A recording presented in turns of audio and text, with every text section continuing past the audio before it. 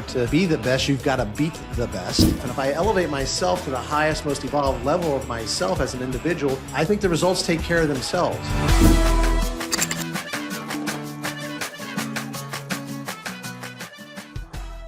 Welcome back to Cracking the Code, where we're going to be our best to be the best. And we're going to help you be the best by really talking about what does it take to be the best. So I've got Drew Cameron with us because he knows how to be the best. He's been teaching a lot of people to be the best for decades now. And we're actually in a bonus session on our selling by design, not by default, because our last session, we started talking about what do customers deserve. And I said that I believe, and I know Drew does as well, that our customers deserve the best. And we hit on something that we thought, gosh, this would be a great bonus session. So we're going to talk about how does it look to be the best? Because you can't deliver the best unless you are the best. So Drew, welcome back, and let's dive in on being the best. Yeah, thanks for having me, David. Appreciate that. Always good to join you. And so when we talk about selling by design and not by default, it's our design, right? We have our design is our approach and our processes, and then it's our design as far as our solutions. And as they say in sports, right, in order to be the best, you've got to beat the best. And so, but I think that's a misnomer to some extent, right? I used to think about being the best, but that's a what we call a finite mindset. That's like sports, right? It's competitive and it's me beating somebody else. It's finite set of people or teams playing, right? There's a score is kept, there's a result at the end, and you're looking to beat somebody. And in business, I don't think that it's win or lose, right? Because I don't focus on that.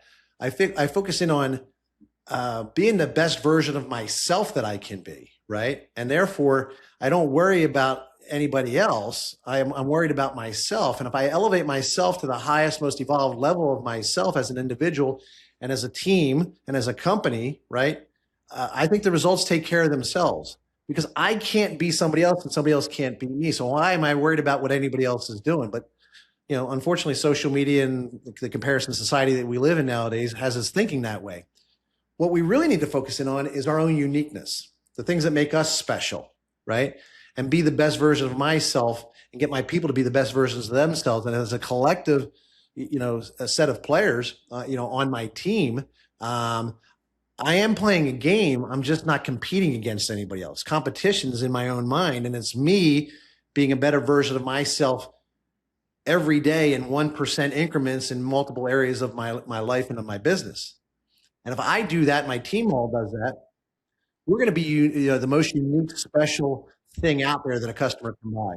When you got a mindset that says, I'm not satisfied with where I am, I'm not dissatisfied. I know that I can do better, right? I know that I can be that 1% better. That was a philosophy that was taught to me by our mutual friend, Mr. Ron Smith. He always used to talk about 1%ers. He said, if you focus on just being 1% better, man, life changes over time. One of the things that I guess, and I think we have this in common, weren't you a scout? Weren't you in Boy Scouts? I made it to, I think, Weeblos, yes. Okay, Weeblos works too. I mean, you get the foundations there. So I stayed in Scouts. My grandfather was a scout. My dad was a scout. I got into Scouts. Tried to get my son into Scouts, but he chose soccer instead. So whatever. But one of the things that they did is they kind of built into our brain that, we should be, there are 12 attributes of a scout that they just pounded into our heads. And, being trustworthy is one of those, right? Being trustworthy, loyal, helpful, friendly, courteous, kind, obedient, cheerful, thrifty, brave, clean, and reverent.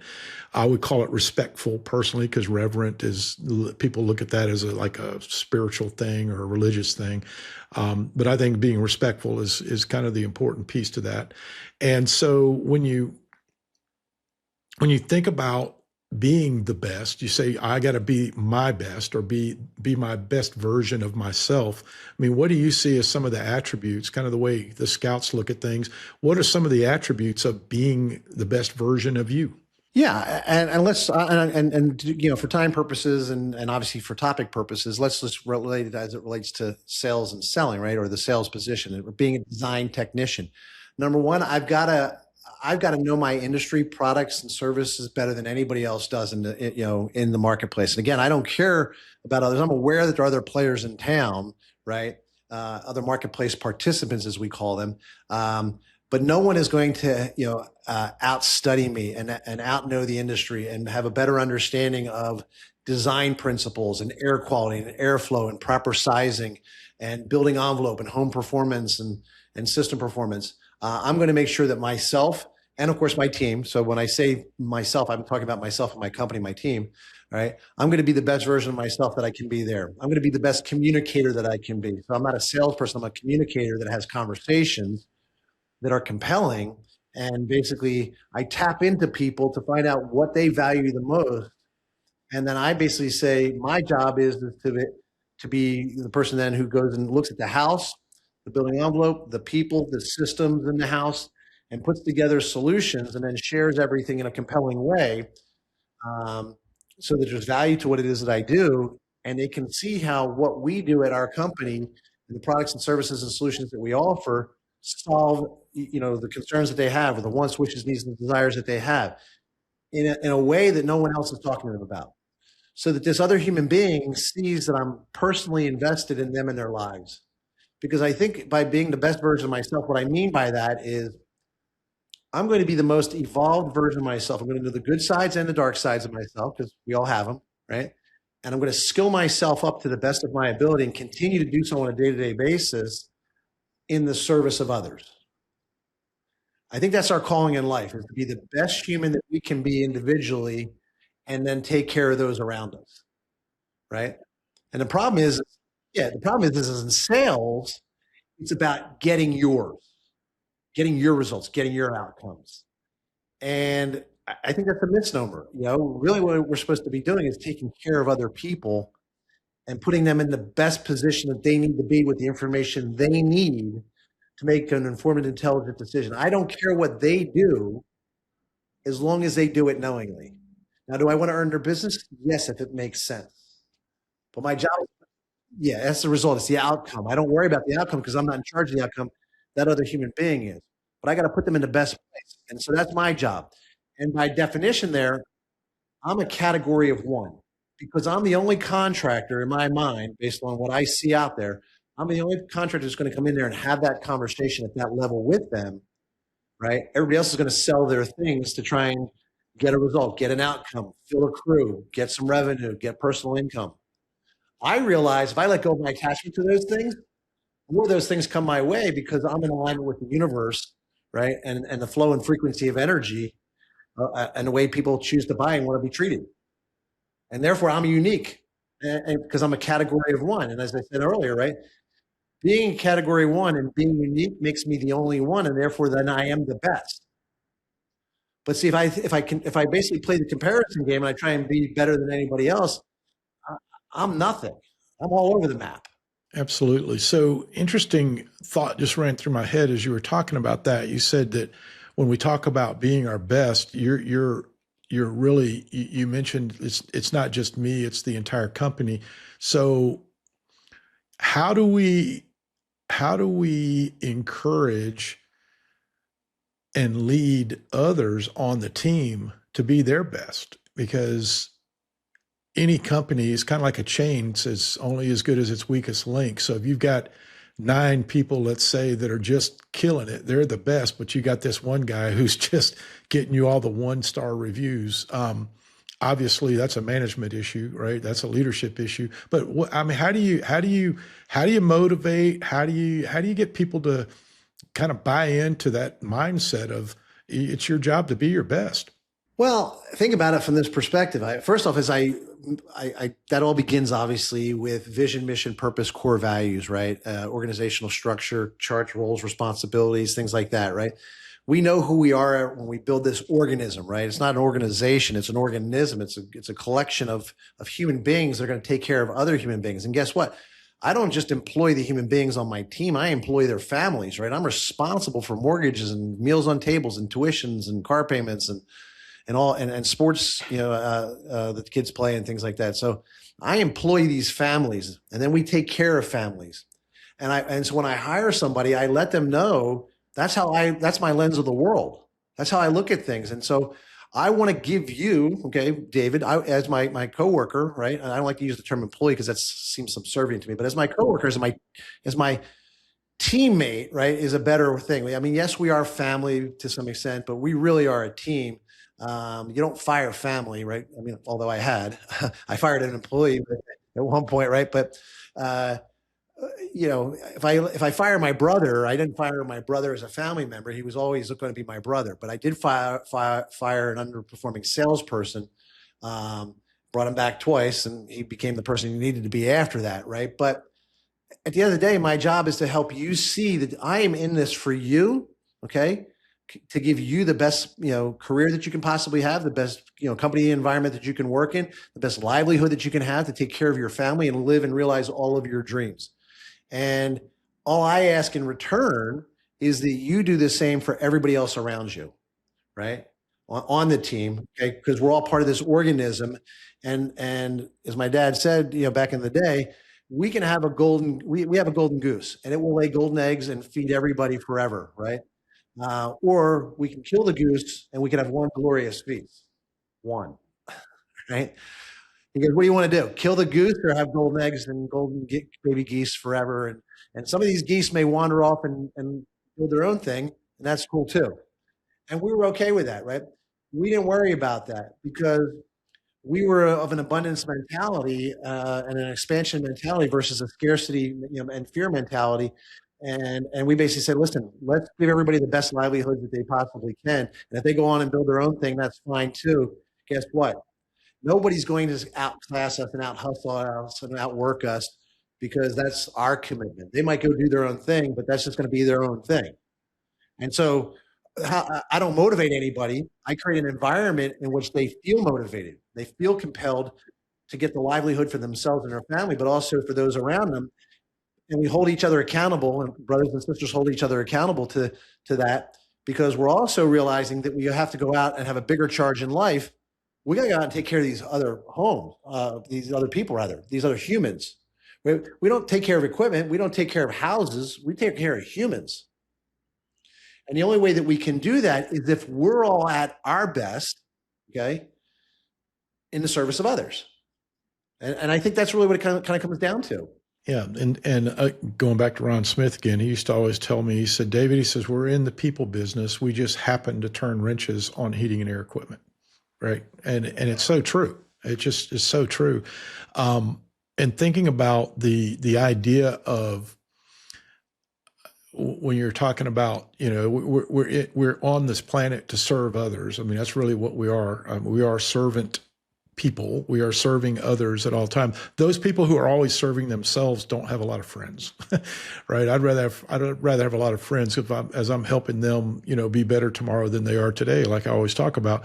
And an old trainer that used to sell pots and pans back in the day, a guy by the name of Zig Ziglar, which I'm quite sure you are aware of who he is, although some of our listeners probably are not. But he used to always say, if you help enough people get what they want, they'll help you get what you want. Well, it's all about helping them get what they want first. The result is you get what you want, right? You earn the right to the business by doing what the customer wants. So you really have to be the best at understanding what the customer wants, what they need, what they desire, what do they deserve. Again, and that deserve part kind of ties back into the core values and all that you were talking about. We get to define what they deserve. They deserve the best. They deserve us always showing up on time. They deserve us always showing up in a cleanly pressed uniform. They need to get no oil dripping in their driveway. They need to get a truck that shows up that doesn't look like, Bubba down the street that can't afford to put stickers on the side of his truck, right? And it's like they need to know that they're dealing with professionals. They deserve to have educated professionals with the right tools and training they need to do the job that the customer's calling us to handle for them. Right? They need that and they deserve that. And when we get all that mixed up into something we call a business, and we have people that assent to that idea, that adhere to those ideas of saying, That's who I want to be. I want to be a part of a team that is focused on doing the right things on a regular basis. And that's it, is focused on that. And then the results will take care of themselves, right? That's what's so beautiful about doing this right. So if you are the best, you can beat the best, but you can also, and most importantly, you can deliver the best. Well, and again, I think that term best, I'd rather say unique, right? And the reason I say that is, if you think about it, the best, right? So no one had run a 4-minute mile before Roger Bannister did, right? But when he did, the gentleman who he was kind of competing against, in London, they'd been going back and forth and lowering times, and then no one could get to that 4-minute. But when Roger Bannister finally did, a few days later, the other guy did, right? And now times have come down since, right? So the best was a 4-minute mile, right? Where the best was like 9.6 something, 6.9 or something like that in the 100 meters until Usain Bolt went 9.58. Right? Will somebody beat Usain Bolt, right? Yes, they will at some point. So let's not define the best. How about unique, right? Because if I talk to everybody, I always say, who wants something different, better, and more? And everybody always wants something different, better, and more. Well, if you had the best already and you want something different, better, and more, then technically the best wasn't the best, right? But in order to have something different, better, and more, you have to basically be willing to know something different, better, and more, do something different, better, and more, offer something different, better, and more. And that starts with a state of being different, better, and more, right? And so, how about be unique? Be something that's unbelievable, unprecedented, that shatters expectations and provides the experience that they didn't even know that existed, right? That one-of-a-kind thing. And then you are the best, right? By your standards. I used to say, and I know you've done this as well, right? I used to say, we suck by our own standards. We just suck less than everybody else. And I used to say, yeah, that'd be a great logo on the truck, John H. Cameron and Sons, we suck less, right? And I say that facetiously, but that got us away from the attachment of best and relative to other things. Because when I say think outside the box is still there. You're still thinking about the box. What if I say there's no box, right? And we unchain your thinking. We unleash your thinking. And if I take away time, money, and industry thinking, what's possible? What could you do, right? And that's where I think the riches are here for ourselves as individuals, for the team, for our organization, and yes, for the customer experience as well. And I think if we focus that way and thought that way as contractors, we'd offer something that is unprecedented and unbelievable, and something that people would gladly pay a premium for and refer all their friends and family to. And yeah, because we're unique, that might make us the most special, unique thing that's different. And it would make us the best. That is awesome, man. This has been fun. This has been great, man. I love just riffing with you and kind of bringing out the best that we can at this point. And I agree 100%. We're not as good as we're going to be tomorrow, because we're going to read another book. We're going to listen to another podcast. We're going to read another article. I mean, there's some articles that have come out in the trade press recently that's got both of us thinking about things like AI. And we're going to talk some more about that in a future episode. So, man, I appreciate the time. And that was a great bonus lesson, man. Guys, I hope you enjoyed that. This is David Holt. That's Drew Cameron. Well, have a good one. And you guys keep being the best you can be, to be the best version of yourself. We'll talk to you soon on the next Cracking the Code.